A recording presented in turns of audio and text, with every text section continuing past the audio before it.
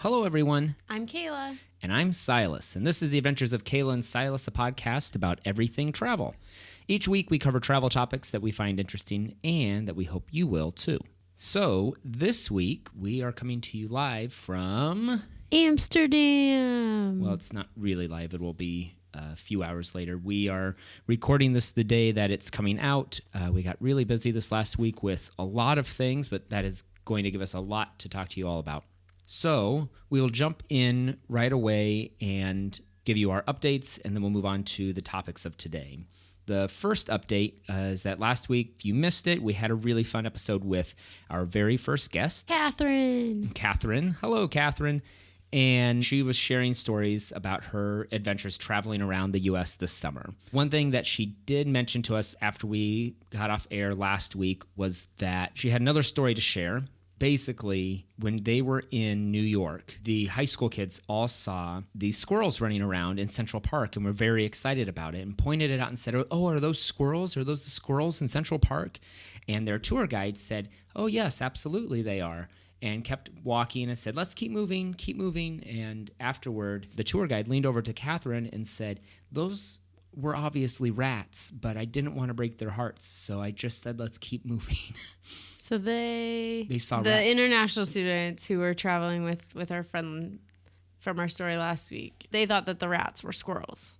Yes, apparently. I think Catherine would tell it better, so we'll have to have her back on again, and she can fill us in on all the gory details. But the next update that we have is that we had a chance to interview another couple of friends of ours who really enjoy taking road trips before we left for our trip. So we're working on that episode, and we'll be airing it in a couple of weeks. So Keep your ears open for that one. And lastly, and probably most importantly of all of our updates, is that I was able to do some follow-up of my own on the episode where we talked about popping your ears on planes. Yes, he did. And I want to report back, in case you missed it, this was the episode where we talked about a new technique. This new study came out. It's not a new technique, but the study came out saying that plugging your nose and swallowing was better for your ears than trying to blow out when you're trying to pop your ears on an airplane. And Silas tried it, and his response was basically... My response was basically, like I said it would be, it did absolutely nothing for me.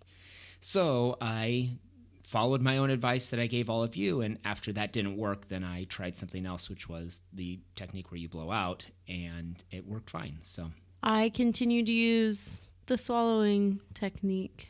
Well, that's why your ears hurt all the time.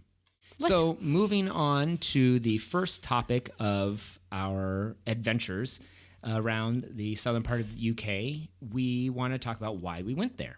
Yes. I worked in Swansea, Wales for a summer, and this was a couple years ago, and I became good friends with one of my coworkers there, Gareth, and visited several times, and we stayed in touch over social media. So after he invited us to his wedding, I said, absolutely, I'd love to come. That'd be great.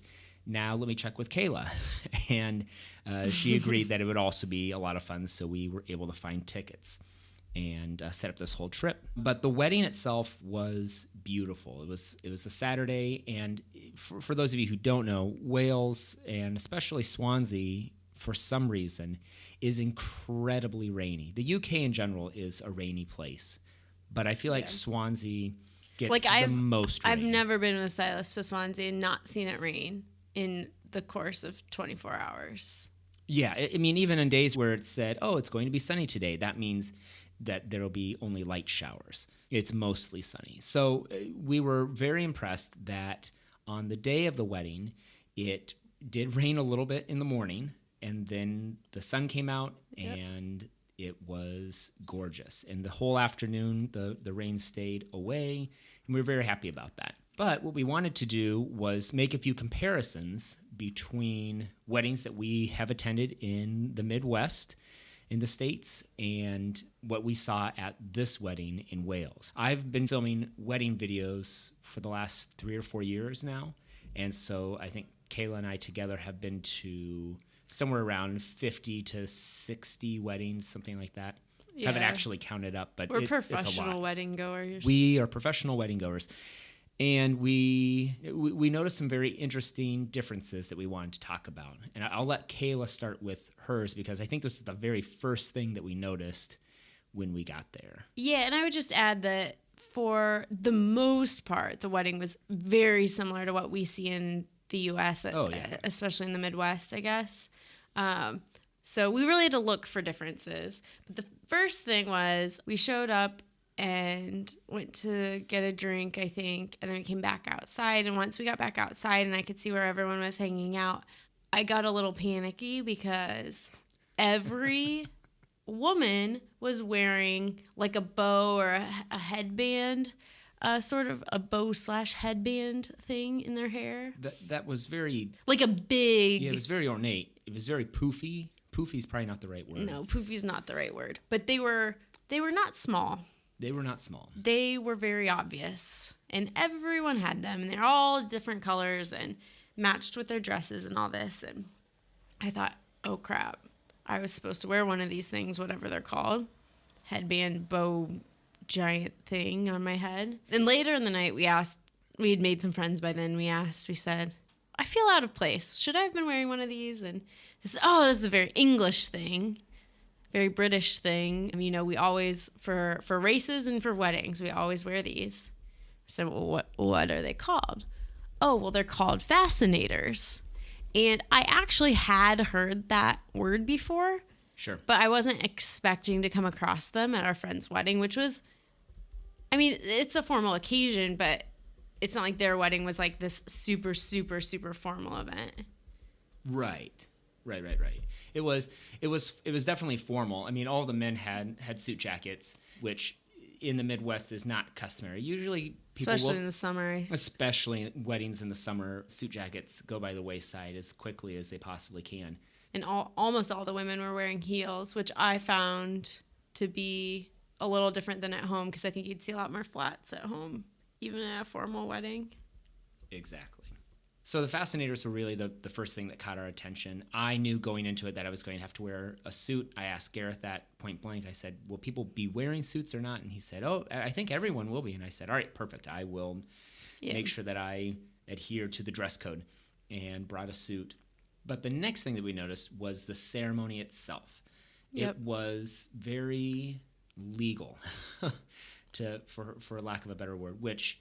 It was actually very nicely done. When if you hear, oh, it's a very legal ceremony, you don't necessarily anticipate the loveliness that happened at this ceremony. It felt very personal. It felt very them, like they had definitely put themselves into the ceremony, had chosen parts that they wanted for themselves, but there were no religious readings. The ceremony was officiated by a member of... By a registrar. Then there was a notary just waiting in the corner to sign their marriage license. I imagine it's actually, I've never been to one. I imagine it's a lot like a courthouse ceremony in the U.S. But like Silas said, they had some additional touches that made it much more personable. And then, of course, all the people being there to witness it. But what we found out afterwards is that in the UK, you absolutely cannot have any remnants or hints of religion in a ceremony unless it's at a religious building. And this was at a hotel, so they weren't allowed, even if they wanted to do a scripture reading or wanted to play a song with a religious text or something, it's absolutely forbidden. And they even said they had to have the script approved. The script had to be approved in advance, which we found to be really surprising, especially because we do go to so many weddings. It seems like the ceremony is one of those things that brides and grooms leave till the very end to plan. Yeah. And then they're trying to figure out exactly what the ceremony will entail, like the week leading up to their wedding. So obviously this required a little more forethought. So that was really interesting. It's definitely full of a lot of legalese, I would call it. Yep. So those were the first two, and the last difference, the main big difference that we saw, and this could have been a fluke, but everyone seemed to support our observation when we asked them about it. But the speeches were amazing. At the reception, the speeches started, and a lot of times what we've noticed is that not all the speeches go as smoothly as you would hope that they would. People either aren't as prepared as they should be, or they're just very nervous, which is understandable. To get up in front of a large group of people and give a speech, it can be very nerve-wracking. Yep. But all the people who had to give speeches stood up and delivered amazing speeches that weren't 2 minutes long or 5 minute long speeches. They were 15 to 20 minute long speeches, which you would think that would be horrible, to sit and listen to somebody talk for 15 to 20 minutes. And they were just so engaging that nobody was frustrated. We got done, and I didn't hear a single person say, "Oh my gosh, that went forever," Yeah, which is what we hear all the time at weddings. You hear a lot. Oh man, I wish that they would have just thought a little bit more about their speech. No, everyone was very impressed with the speech. It was like everyone was preparing for like their speech class final. Yeah. You know, like the perfect amount of wit and charm and funny and sweet. It was really well done. And the thing Silas noticed was almost everyone had their speech written out. Yes. Which we don't see. I mean, people do this back home. People will. But it's not as regular. And I think everyone except for one person had their speech written out. And that was just his dad just stood up and told one story about them. Yeah, but he already knew the story and knew what he was going to say. It wasn't necessarily completely off the cuff. So on the whole, very, very prepared speeches. So other points of interest, though, from this wedding was we got to teach everyone the Cupid Shuffle. We did. I don't know that they liked it that much, but we taught it to them. As I was looking around the room, several people were nervous to jump in.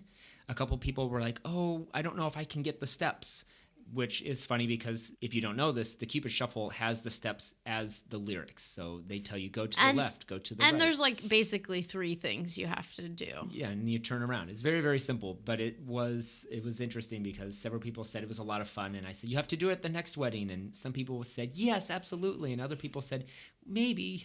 Yeah.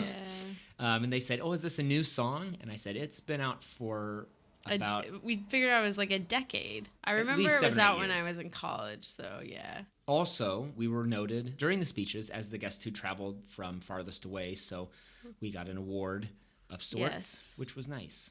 We won that game. We weren't trying to really play that game, but we won anyway, so we'll take it. The last little bit, though, we were swapping travel stories because everyone said, oh, you traveled from far away. So we were sitting at the table with a few other guests. And at the dinner table. Yep.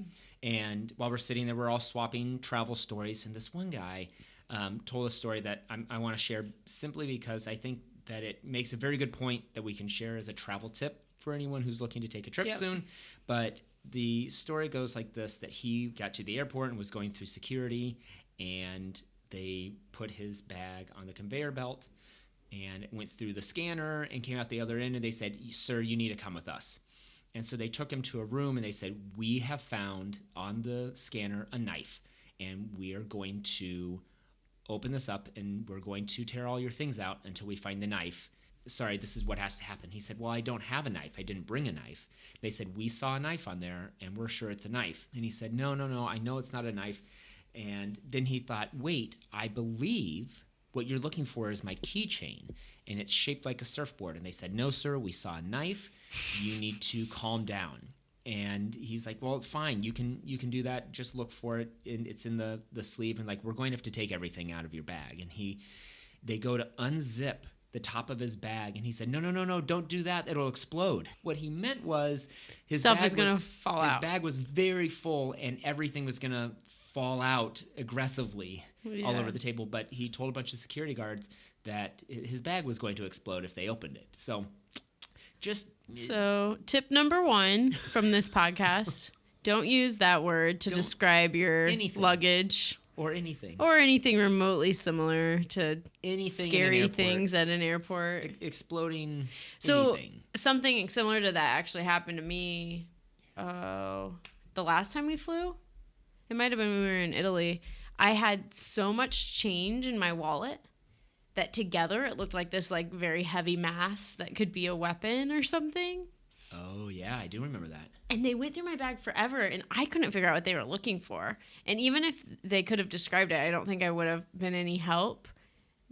But finally he was like, oh, you have a ton of change in your wallet. And I was like, yes, I do. Is that what you've been looking for? But it went on forever, and you're just sitting there like, what the heck are you looking for? Right. So it's good to know what's in your bag. And well, the other time that you got stopped, though, was you had a... It was a Spätzle, a pasta press from Germany, which basically looked like a bat with a big ball at the end. It looked terrifying. It could easily be used as a weapon. It's about 18 to 24 inches long, and one end is the size of a... It's like a teacup at the end, basically, but the whole thing's metal. Yeah. So I was going to say a cup, like just a measuring cup. Yeah. With holes, and you fill it with dough, and you squeeze it like Fuzzy Pumper Barber Shop, and spits out the pasta. But in a backpack, it looks very conspicuous. I was actually really surprised because in Germany, they stopped. I figured Germans would know what it was. Yeah. If they saw the shape. Because it's a very German thing. And in Germany, they stopped me. And they were like, wait, do you have like a cooking utensil in your bag? And I said, yeah, it's a Spätzle press. And okay. But then when we flew back through Ireland, it was like no one in Ireland cared. Yeah, no. Well, I think that no, because it wasn't just a connecting flight, was it? No, yeah, exactly. So it was like 2 separate times I went through security. But anyway. It was just funny because I figred if I was going to have any trouble with it would be back in Ireland, and I had it in Germany instead. So the point of the story is don't use the word exploding at an airport. Good advice to live by. Yeah. Well, and also I think if you have something metal and big in your bag, just like expect to have to explain yourself a little bit, because otherwise, like, there's no use in getting upset because they're just doing their job when they pull you out of line to make sure you don't have a knife or to make sure that while you don't have a knife, you would want them to pull the person out of line who does have a knife. Exactly. So moving on to the next topic. After we were done with the wedding, we had spent a lot of time in Swansea with friends, had a really good time catching up with them. Then we got to go to Cardiff, and I have spent some time in Cardiff, but not a ton of time in Cardiff. And this trip was really not an exception to that. We spent a couple of days there, but we did get to do some exploring of some places that Kayla definitely hadn't been before, and that I hadn't been as well. Cardiff, for those of you who don't know, is the capital of Wales, and is also the place where they film Doctor Who, which is really exciting for people who watch that show. Yeah, it is probably. I bet it is. I haven't seen it yet, although I'm told that I must see it, although I think you would probably actually like it. I bet I probably would. I think, though, that there's something like 40 or 50 seasons now. I don't know. Oh, really? I don't know. I'm exaggerating, but it's like only Star slightly. Trek, like a whole world. It's a whole thing that it's just... I bet we could look it up right now. How many seasons? This is important.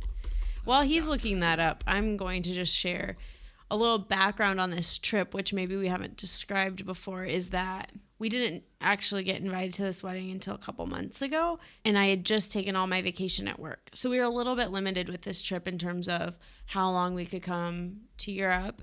And then when we did finally find a good flight, it was through Amsterdam. Well, we wanted time both in Amsterdam and in Wales for the wedding. And so we kind of did this part of our trip that we're going to talk about from here on out, knowing that it's a little bit faster travel than we generally like to do. Sure.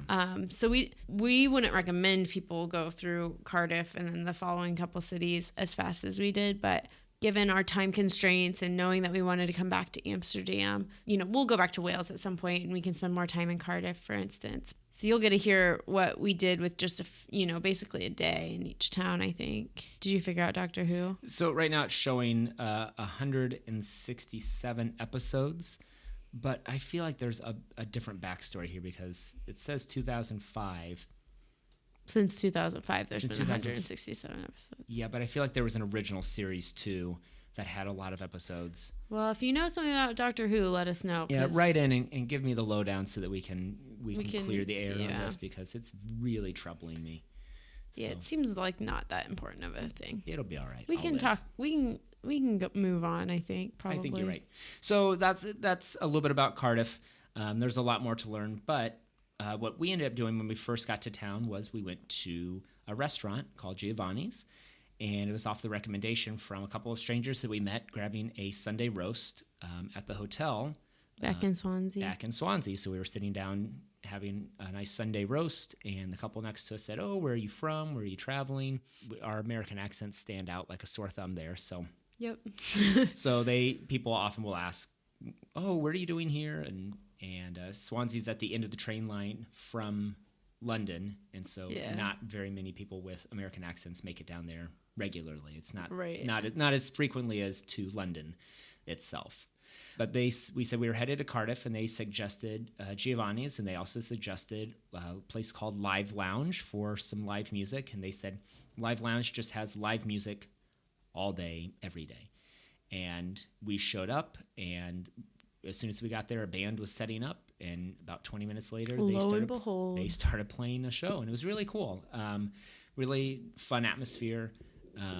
It was on a Sunday afternoon. A few people wanted it to be a little bit crazier atmosphere than it was. I think we watched 2 or 3 people get kicked out. Yeah.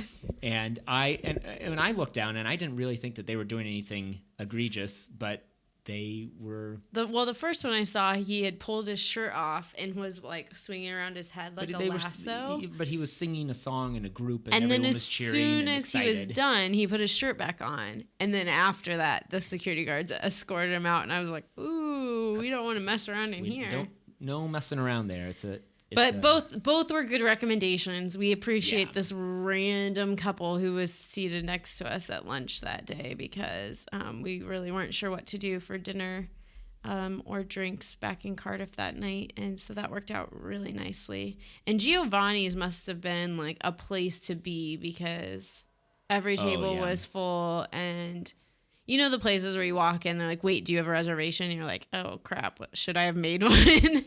And then they squeezed us in anyway because we were only 2 people. Well, and a ton of celebrities had been there. The walls were lined with pictures of celebrities, and on the outside they had pictures of all the people who had been there. And the person that I noticed first, I didn't spend a lot of time exploring all the pictures of who all had been there. But it was a lot. And I did recognize Ed Sheeran.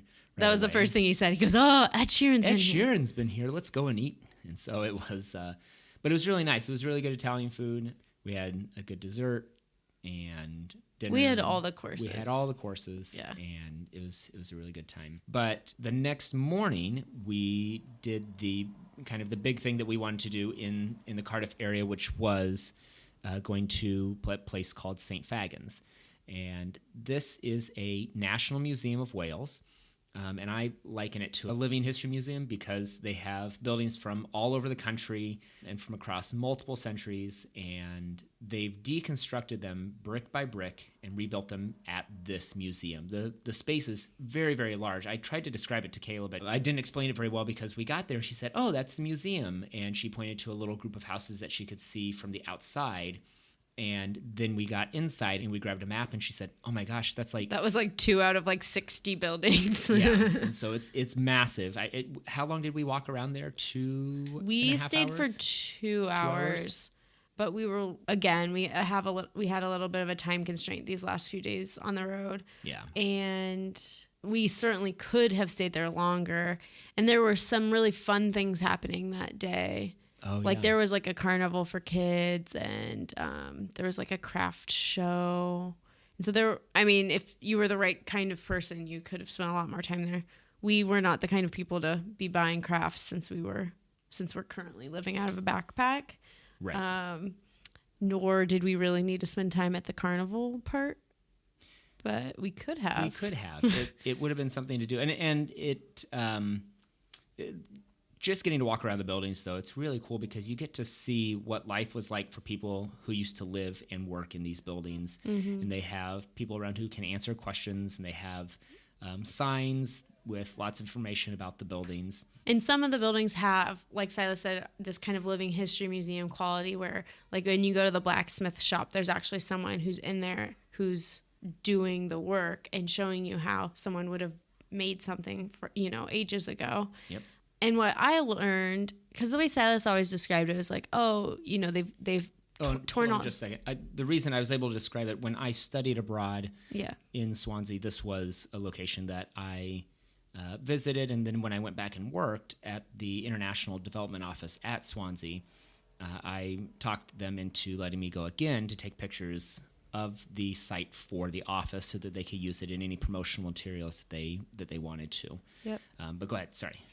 Oh, I was just going to say, one of the things I didn't know about the museum was that some of the buildings are actually original to the land. So St. Fagans Castle is one of the buildings that you can walk through, and it's actually original. The owner of St. Fagans Castle was the one who donated the land to start the museum, and it's not so much a castle as it is a palace, but it was built on the ruins of an old castle. And then there's actually another piece of property that was a farmhouse, I think, that was original as well. Oh, sure. That's in a kind of a different part. And now, I mean, it's quite large. I don't even know. Probably if you walked through every single building, you'd probably walk 5 miles. That's a really good guess. It's massive. You'll get your steps Yeah, in. You'll get your steps in no matter what. But I wanted to talk about my 2 favorite places that we saw. Do it. So my first favorite was a prefab house. So as you can imagine, after World War II, there were 2 problems. One was that a lot of the buildings had been destroyed and people didn't have places to live. And the second problem was that people who had factory jobs during the war didn't have anything to make anymore. And so the UK solved that problem by having the airplane manufacturing companies start making these prefab houses. And they literally are riveted metal. But the coolest thing, like the coolest trivia about them that I would never have guessed, is that it took 12 minutes to make one house. It was incredible to look at. And these weren't tiny houses either. No, I mean, I would say probably, maybe 750 square foot houses. Ish. That sounds about right. There was a small bedroom big enough for like a kid's bed or a crib, or maybe 2, maybe a bed and a crib. Another bedroom for mom and dad. A full queen size bed. Yeah, a queen size bed. And then a small bathroom, a small kitchen, and then a sitting area which had room for, a table in the corner and then couch with TV or something. So it wasn't like a ton of space, but I imagine very livable. Yeah. And I imagine they were relatively inexpensive. Yeah, they talked about that was what a lot of families young couples would start their families in those houses. And this one was all of the different buildings at St. Fagans have been decorated to a certain time period. And this one was decorated to the 50s or the 60s maybe even. And so that was really cool to see. The other thing that was really cool is there was this set of row houses. So I think there were 6 houses side by side by side. Yep. And what they did with those, this is so interesting. So I believe it's all part of one building, but they decorated each of the houses differently. So when you walk in the first house, you're seeing 1855, what it would have looked like. Then you walk in the next one and you're seeing 1895, what it would have looked like. Then you walk in the next one, you're seeing 1925, what it would have looked like. And so it's the exact same floor plan. Yep. It's the exact same building. It's just the way that they did it up was different. And so by the end, I think you get to 1985. And along the way, you add things like wallpaper and curtains and carpeting. And by the end, there's like television and there's a bathtub in the last one that's not in any of the previous ones, I think. Right. And so it just gets more and more interesting, like, because if you watch, you see kind of technology develop over time, which I thought was super cool. Yeah, it's an amazing, the whole museum is amazing, and being able to experience those buildings is just a lot of fun. Just a lot of fun to go to. So I was glad that Kayla got to see that. There's one church that they had disassembled and reassembled that I really liked. I forget about how unique this is, that the outside is completely white. Mm-hmm. And you would imagine, they say, oh, that's a church. And I imagine the inside would be completely white. and that was going to be the end of it. But you get inside, and there were all of these elaborate decorative paintings with bright colors. And they said the reason for that was when Christianity moved to the area where that church was built, most, if not all, of the people in that area weren't able to read. I don't know if they couldn't read just English, or if they couldn't read, or if they just couldn't read in general. I think Mass was still done in Latin, sure. They couldn't listen to the service or read anything, so they relied upon the images. Yeah, so the paintings on the wall were actually the stories from the Bible that they felt were most important to be sharing regularly, and so they could point to things, and people would turn and look, and it would be very interesting. I wish that there was an opportunity to have been a fly on the wall to watch what a service would have looked like, where you're just pointing at pictures on the wall. That'd be very interesting to attend. But yeah, the way our trip ended at St. Fagans was we went to the gift shop to just peruse for a few minutes before our taxi showed up.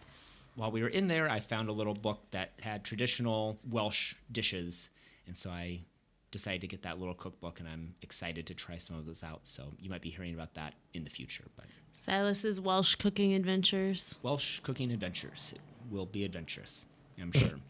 Or not. Or not. The last piece that we wanted to talk about, though, was taking a taxi to St. Fagans. If you decide to go to Cardiff and you want to check out this museum, we highly recommend taking a taxi out there. There is public transportation, which, from what we could tell, is only slightly less expensive, but takes much longer, I think. Well, but it doesn't take you to St. Fagans, though. That's true. Yep. So it was like we could have walked half a mile to take a bus, and then we would have had to walk another mile to get to the museum on the other end of the bus line. Yep.